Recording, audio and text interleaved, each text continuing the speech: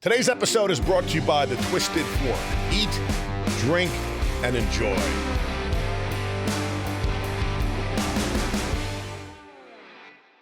Hey folks, today is going to be a different kind of show. Today we're going to talk about suicide prevention and suicide awareness because September is deemed as Suicide Prevention Awareness Month. So today I have a specialist in my studio. Beth Walters, welcome to the show. Awesome. Thank you for having me, Kurt. Appreciate you having you here today. Yeah, looking Now forward you're to it. a specialist, or I should say perhaps an expert or the type of person who's well trained and skilled on these matters. These are very serious matters.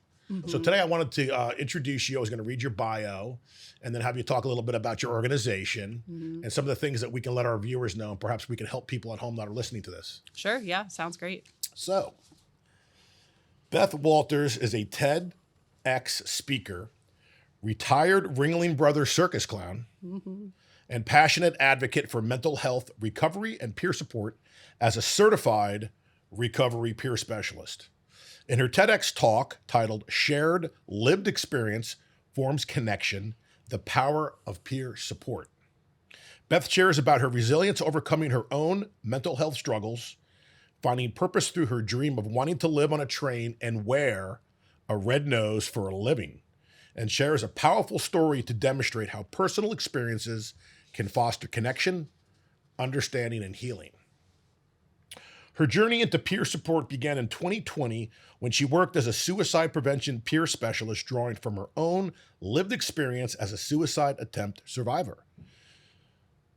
Through her vulnerability and compassion, Beth has helped countless individuals struggling with suicidal thoughts find hope and connection. Her recovery, which began in 2016 with daily self-reflection over a morning cup of coffee on her family's home front porch on Long Island, serves as a foundation for finding her own path to wellness. She is a proud person in mental health recovery, knowing recovery is not linear. To Beth, recovery does not mean the absence of an experience, but rather has been about changing the relationship she has had with herself and managing things differently than she used to.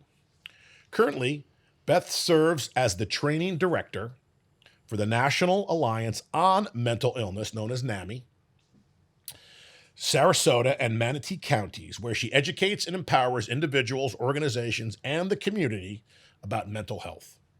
She is dedicated to advancing the education and awareness of peer support and letting people know about resources and support NAMI offers the local community. Beth holds a Bachelor of Science in Communications Studies from SUNY Oneonta, and her extensive background in mental health advocacy and education has made her a recognized leader in the peer support community. That's a wonderful bio. Awesome. Thank you. Yeah, I'd like to shout out to my supervisor for helping me with that. So tell us, Beth, before we get into like what got you started with NAMI, what are your thoughts today? I mean, is suicide something that we need to address? Isn't it a burning situation like right here on the Suncoast alone? Yes, definitely. Yeah, I think that the experience of suicidality is such a complex and like nuanced experience because it's so different from person to person of experiencing suicidal ideation, and there can be so much stigma about it and sharing, about these feelings that it's something that I think affects a lot of people. So the fact that September has been designated as Suicide Awareness and Prevention Month, this is an opportunity for us to let the community know, hey, you know what? These are real issues. These are real problems. Things are happening all around us, and there's support you can go to. There's numbers you can call. And there's information that can help either you or someone that you know that's struggling with suicidal thoughts, suicidal tendencies. Suicide prevention is something that I hold really close to my heart as a attempt survivor and having loved ones as well who's struggled with it. And there's a lot of resources out there that people can go to if either they're struggling themselves with suicidality or also family members who have loved ones. So NAMI, is it okay if I talk about NAMI a little bit? So NAMI and National Alliance on Mental Illness, we're a national organization. And we have over 600 affiliates throughout the country. So an affiliate you can kind of think of as like its own chapter per se of NAMI. And so we have support groups that are offered at all of our affiliates for family members who may have a family member who is struggling with their mental health. And then we also have support groups for individuals themselves who may need mental health support. So if somebody listening to this right now is having some suicidal thoughts, they're very depressed, what can they do? What's the first thing that they can do? So speaking from personal experience, the first thing I think is to, for me, it was to find something that made me feel connected to life. So whether that's music or a support group or a family member or a pet, finding something that can help with, what helps us to feel connected. And then as far as some resources, like I said, NAMI has support groups, and then there's some also some other support groups. One called Alternatives to Suicide, which is offered by the Wildflower Alliance, and you can go to their website and find different virtual support groups to be able to talk about, what that experience is like living with suicidal ideation. You had mentioned music. To me, music is therapy. Obviously, this is a music show. This is a show about musicians. It's a show about bands and performers. And what makes this show wonderful is that everybody that sits in that chair that I interview, they're passionate about music, And the minute they talk about their favorite bands, their favorite songs, their favorite guitars, they perk up. And, I know from my own living that, listening to a particular song could put me in a mood or get me out of a mood. So I think that music is such a powerful, powerful thing that anybody can do. Yeah. To try to change their mind. But what if somebody's so depressed and they're so out of it that they just can't even turn on the damn stereo? Like they're just out of it. Like, can people go to the hospital? Can they go to the emergency room? So hospitalization is a avenue for support for someone who may be experiencing active suicidality. So when I say active, what I mean is that someone has a plan, they have an intention, and they have a method. And if all those three things line up, then, definitely seek professional help.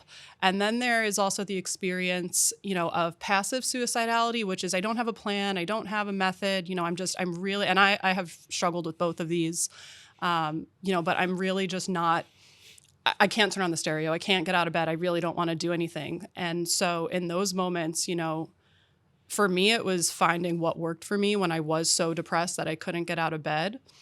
And for me, it was comedy and turning on stand-up comedy and finding something that would make me laugh, just kind of maybe change my mood, even if it was for only an hour. And then once that ended, I still felt, maybe disconnected from life, but really finding what works for you to feel connected to life, I think. So based on the different levels of depression or different levels of suicide, opportunity or planning, would maybe dictate a way that somebody can go. For an example, you had mentioned comedy. Okay. So I know for a fact, like when I watch a comedy, for that 90 minutes, whatever the problems that I was having, in my case, there were minor problems.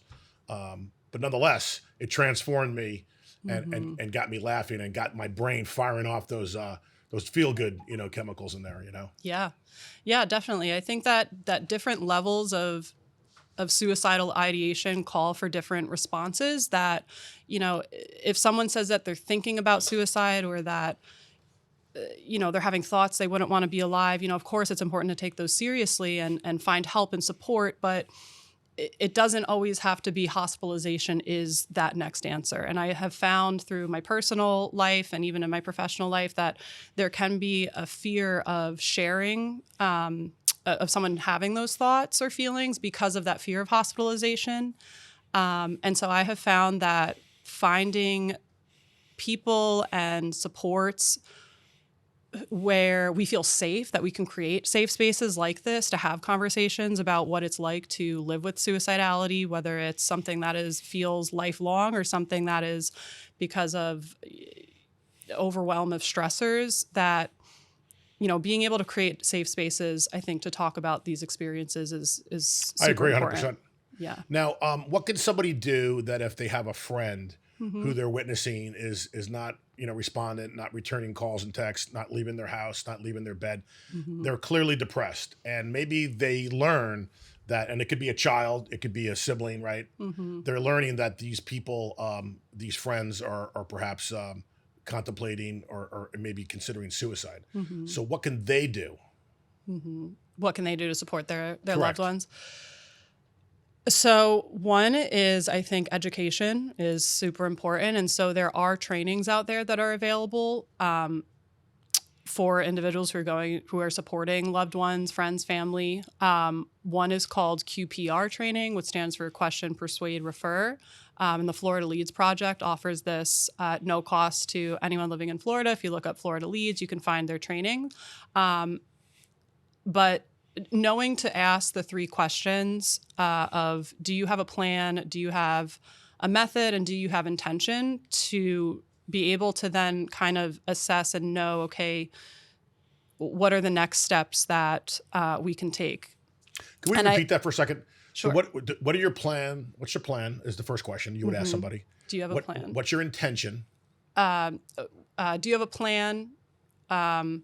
Do you have a method? A method. So like means. A method. And then the final question, do you have intention? Okay. And if someone has intention on acting on all of these, then that would be okay. So if somebody might say to you, my plan is to go buy some rope at Home Depot and then hang myself this afternoon. Like that's pretty serious. That's a pretty serious statement. Yeah. Unfortunately, I had a friend who did that, actually hung himself.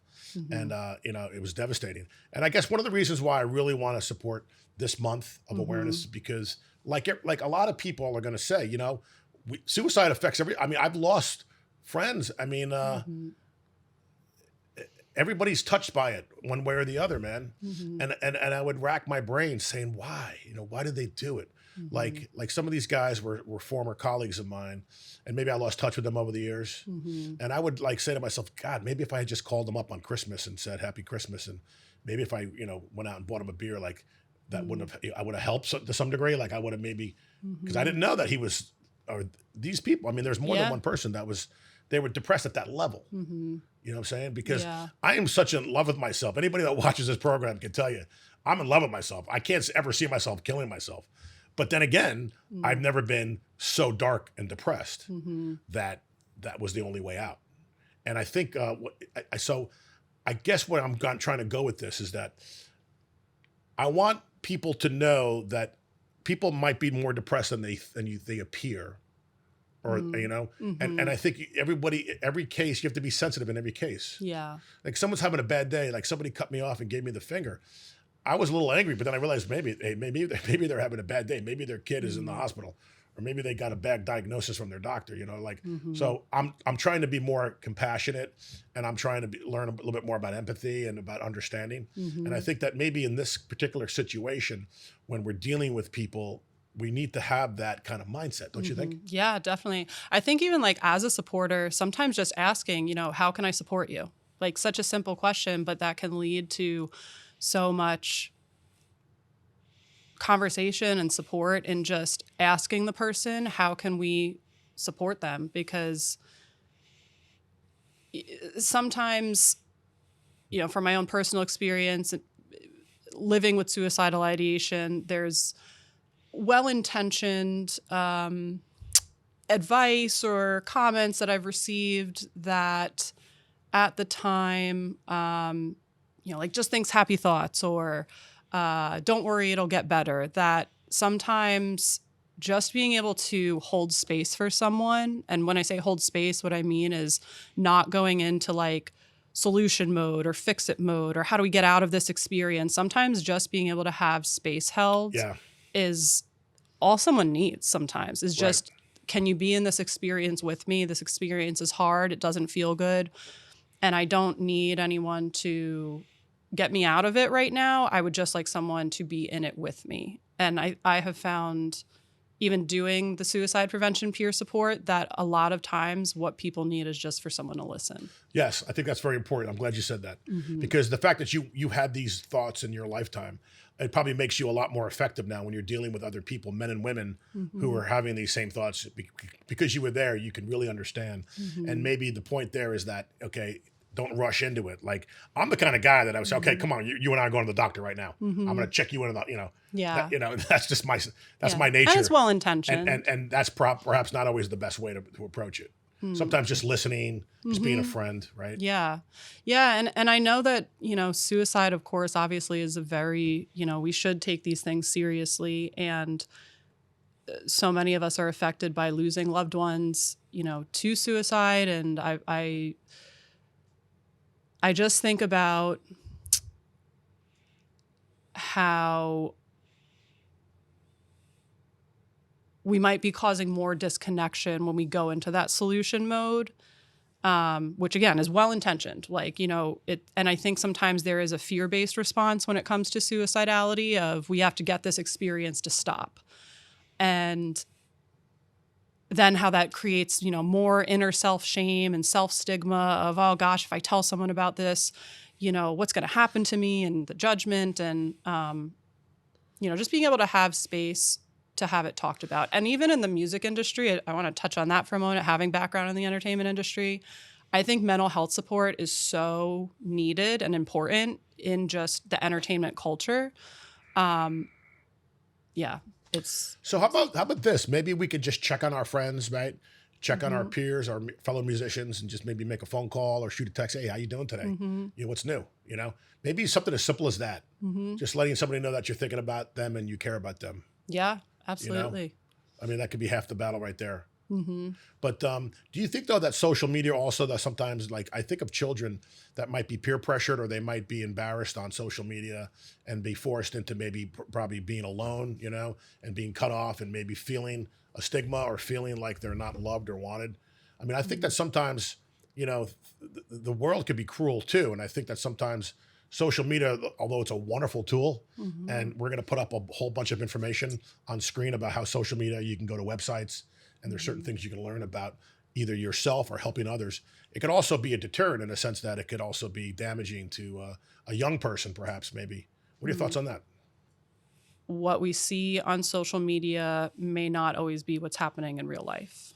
And to not, it can be really easy to go down that comparison road of comparing our life to what we see, represented on social media, which is why I think representation is even so important to, be able to have spaces that are supportive of, all different walks of life. So people that you've counseled, that you've helped, what do they say to you? Like when they're far removed from those thoughts now, and let's say they're living what they would call a normal life, I guess, for lack of a better word, what did they say to you what was the reason? Like, why? Was it just like your friendship helped turn them around?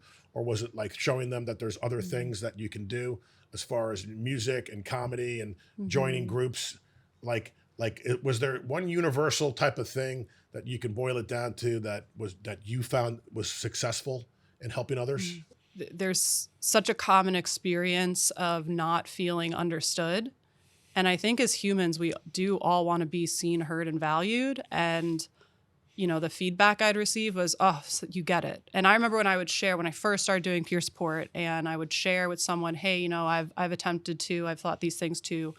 It was almost like you could see this like wall come down. Like, I don't know how to put it into words. It was just this wall came down of like, oh, okay, great. You get it. I don't have to over explain. I don't have to, be in fear of judgment because I understood.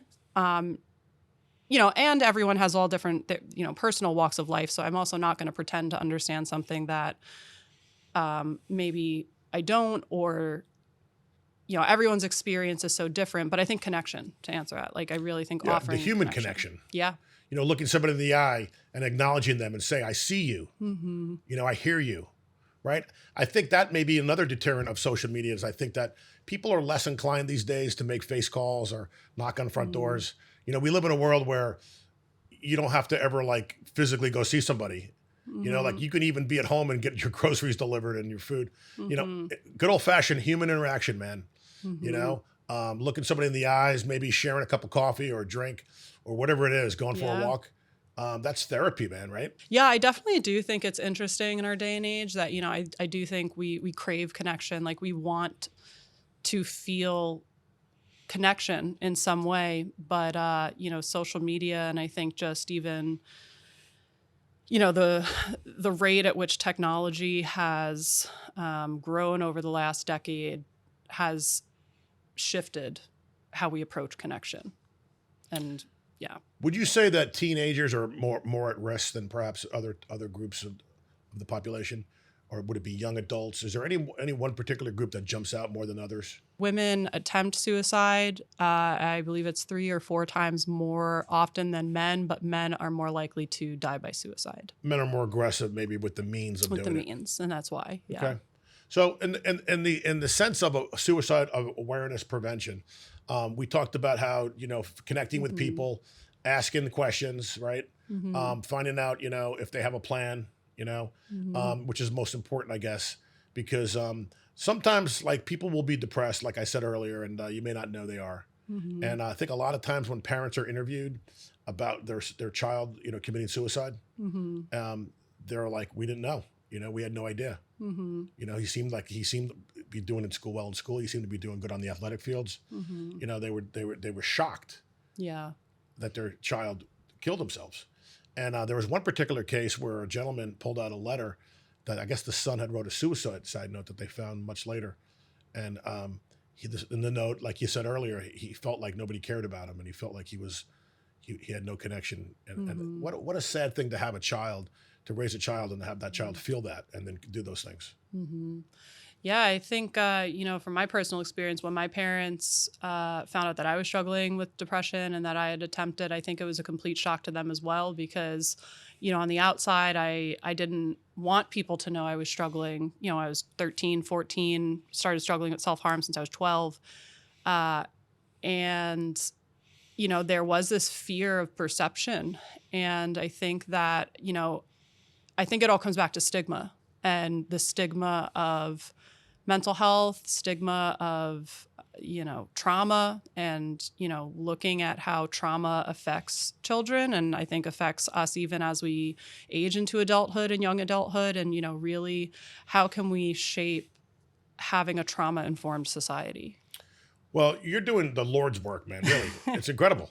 Like something happened to you that transformed you into somebody now that's going out and saving lives, right? Potentially saving lives. I mean, I'm sure you've worked with a lot of people. So in the final minutes here, what can you say to the audience if somebody's listening? Let's say it's a high school student that's listening to this show, or let's even say it's their parent, somebody who's retired, and they're like, you know what, my life's horrible. I don't want to live anymore. What was the first thing that you would say to them? That you're not alone, and that if you are struggling with suicidality, that it may not feel right now like it'll get better, but that hope is real. And I didn't believe that. I didn't believe hope was real at one point in my life, but I know it is now. And I remember hearing a saying that I have a sticker on my water bottle with it, and it says,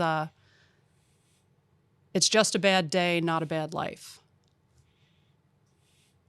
And that it's okay to be having these thoughts and feelings. Because I know for me, that was something I felt a lot of shame about and a lot of guilt about. And that you don't have to be ashamed if you're having thoughts about not wanting to be alive. That there are people out there that can understand. There is help. It is real.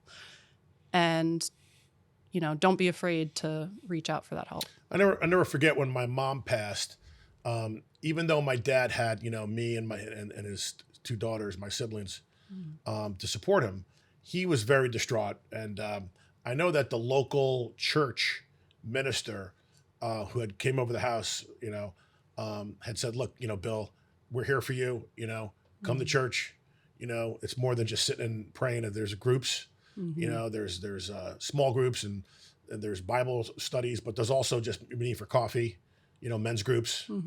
So that I might throw that out there as an opportunity, because the one thing I've noticed about this area, there's a lot of churches here, a lot of churches. I happen to go to Bayside, which is one of the bigger churches. There's multiple campuses. Yeah. Suncoast is another one with multiple campuses. So I would say to somebody listening that's depressed or really down in the dumps to say, hey, look, you know what? Maybe I should turn to my faith. Maybe I should question that. Maybe I should seek, or renew my faith or turn to God. You know, what are your thoughts on that? Yeah, I think that healing, recovery, wellness, it's all a personal journey, and that for some, faith is life changing. And I know for me, you know, my spirituality is something that I have leaned into when I have been struggling pretty severely. But there's such community in church and faith in being able to find a group that's supportive. Finding whatever works for you. And just to recap what people can do if they're seeing that their friends are perhaps having a tough time, or maybe they're even further along the lines of suicidality, you know, thinking about it with a plan, et cetera. What do we say to them again? Like, what's the statement to say to somebody to check on their loved ones, or to be cognizant of the fact that maybe somebody's going, especially around the holidays, isn't that usually the case where during the holidays more people are prone to committing suicide? Yeah, I think checking in on one another, you know, reaching out. And I think also with that comes, you know, not taking things personally. If someone doesn't respond, it doesn't mean, you know, that maybe they're mad, but maybe they're going through something. So I think also, you know, taking different perspectives and being able to, reach out to your friends, check in, and that, you know, some people just may need that extra support. So in these final minutes here, what are some of the things you're going to be doing? What is your plans? Like, what's the next couple of months have for Beth Walters? You have any more TED Talks you're going to do? Are you going to go out and write a book? I mean, what's in your future? Yeah, well, you know, it is on my bucket list to be a New York Times bestselling author one day, but we'll see if that happens. But no, I'm going to be really focusing on our upcoming NAMI walks for Sarasota and Manatee counties. So we have our annual mental health walk, which is going to be this year on October 4th. Okay, October 4th is a Saturday. Yes. And where's it going to be? It's going to be at Payne Park in Sarasota. Payne Park in Sarasota. What time? 8 a.m. Okay. And if anyone wanted to attend, they could go to our website. It is free to register, free to attend. And the website, once again, is? NAMI Sarasota and NAMI Sarasota Manatee.org. So NAMI Sarasota Manatee.org. Yes. Okay. And what if somebody wants to reach out to you? Do you have an email address, or do you have social that they can reach out to you as well? Yes, I do. My email is Beth, it's my name, and then at NAMI Sarasota Manatee.org. Okay. Great. So if somebody might feel comfortable asking you a question based on this particular episode. Yeah, definitely. You can reach me there. And we're going to put up some numbers on the screen of people that can call, like hotlines, things that you can, not just email addresses, but actual phone numbers where people will actually answer. And I believe also there's a texting. Yes. Somebody one time told me there's a text. Yes. When my friend had passed away, took his life, I should say, which is really what we say now. Don't we say take their life as opposed to suicide? Like, isn't there like a new political correctness to that? So instead of saying someone committed suicide, you would say died by suicide. Died by suicide. So, yeah. I went online and I looked for a chapter here in the Sarasota area. I thought about maybe being a volunteer. So I kind of like went around, kicked the tires a little bit and say, well, you know what? You know, I'm a pretty outgoing guy. I have a lot of friends. Maybe I should be a volunteer. Maybe I can be somebody. I could be something that can maybe spread the word or do some of the things that we just talked about. You know, and I'm still investigating that. You know, because like I said, you know, I don't want to have to wait till September to do something like this and have this kind of episode. I'm glad September's here, and I'm glad it's national. And October 10th is something special. October 10th is worldwide suicide. Or September 10th. September 10th. Yes. World Suicide Prevention Awareness Day. Yeah. So that's going to be pretty popular as well as far as getting the word out. Yeah. Yeah. There's a handful of organizations. You know, there's the American Foundation for Suicide Prevention. There is an organization called To Write Love on Her Arms, which focuses heavily on suicide prevention. 988 is the number that anyone can call. So just 988 on your phone. 988, yes. And what happens when you call that? Where does it go? It'll connect you to a crisis counselor who will be able to talk with you. Now, these crisis counselors are usually people that are volunteers, correct? But they're trained. They're trained. Trained volunteers. Trained, yes. And is that given by the county, by the state? Like, are they employed by the county, or are they employed by organizations like yours? So it varies from state to state as far as where the 988 calls get routed to. And then you can also text TALK to 741-741. I've personally used that number for support in the past. And I do think that this is, really helpful for, younger generations who may not want to get on the phone, but you can text and you'll be connected as well with a crisis counselor to be able to get that support. Excellent. Well, Beth, thank you very much for coming in. It's a very serious topic. I'm glad that we're able to present it to our listening audience. And hopefully that people are listening to this. They can take action if need be, and they can make a difference in other people's lives. Yeah. Thank you so much for having me, Kurt. Thanks for coming in, Beth. Appreciate it. All right.